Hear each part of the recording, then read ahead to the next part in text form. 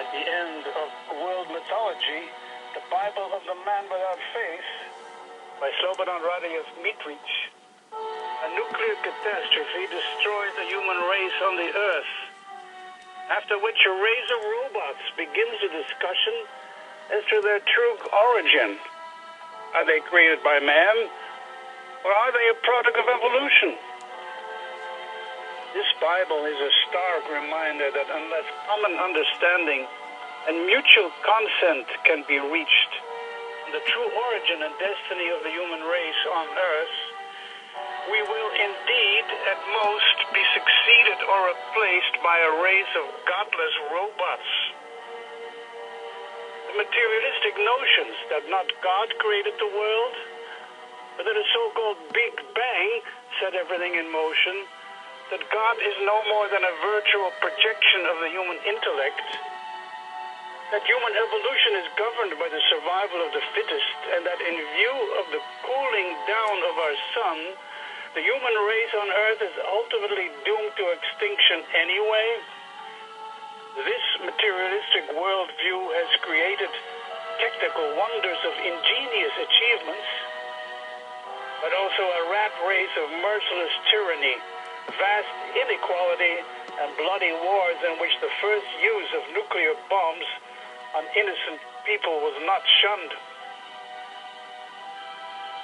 An anthroposophical, spiritual, scientific insight into the mythologies and religions of the manifold peoples of the world can, on the other hand, reveal that in spite of their differences, they can basically be understood as the reflections on Earth of the cosmic journey that the highest spiritual being of the sun, known in all mythologies, mysteries, and religions under a different name, made from the sun through the various planets, transforming them down to Earth in order to finally incarnate in the highest human being on Earth, Jesus of Nazareth, at the baptism in the River Jordan by John the Baptist, as part of an event that may well be called the greatest mystery on Earth.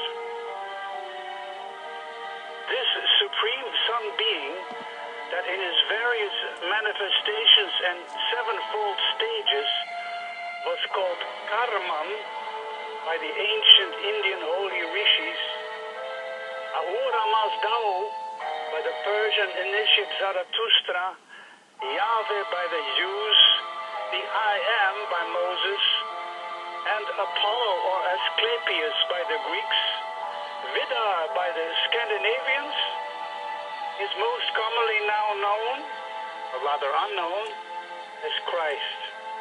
His mission, to transform the earth from a planet of wisdom to a planet of love, his arch enemy, the Antichrist, the beast of the Apocalypse, to whom, among others, the German author Nietzsche fell prey towards the end of his life. The author of this Bible recently unveiled in private to certain interested parties, including a noted Israeli architect, an ingenious plan to construct a universal place of worship on the site of the old Temple of Jerusalem in Israel, where Jews, Christians, and Muslims could, each in their own synagogue, church, and mosque, practice their faith, and in so doing discover in such close proximity their common roots in humanity.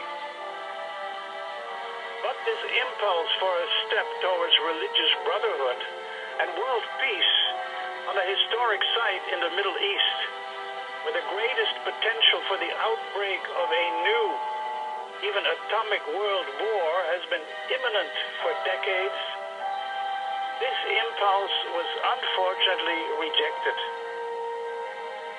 For the sake of the survival of mankind on Earth from the danger of nuclear destruction, I humbly suggest that this impulse, which could also be taken up in other parts of the world where religious strife is rampant, be seriously reconsidered.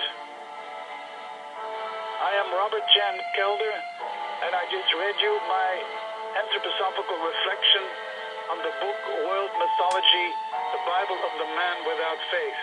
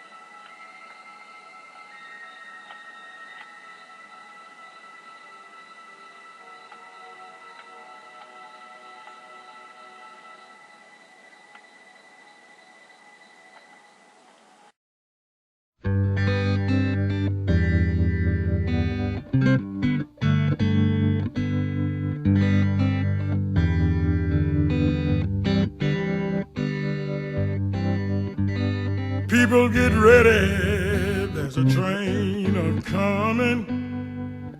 You don't need no baggage, you just get on board.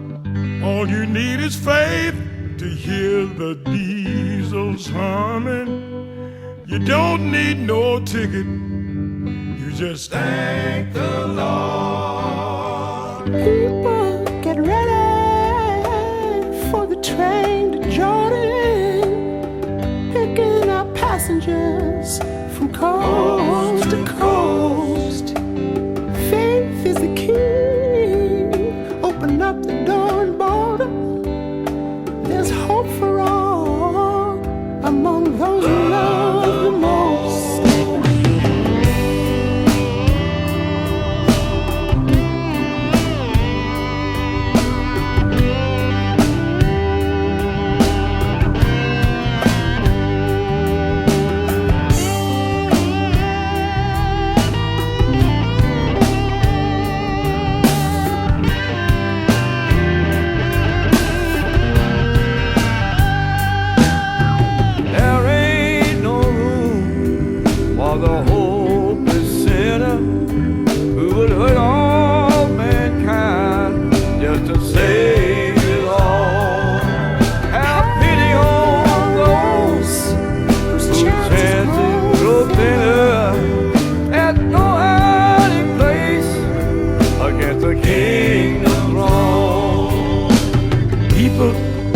Get ready, there's a train a-coming.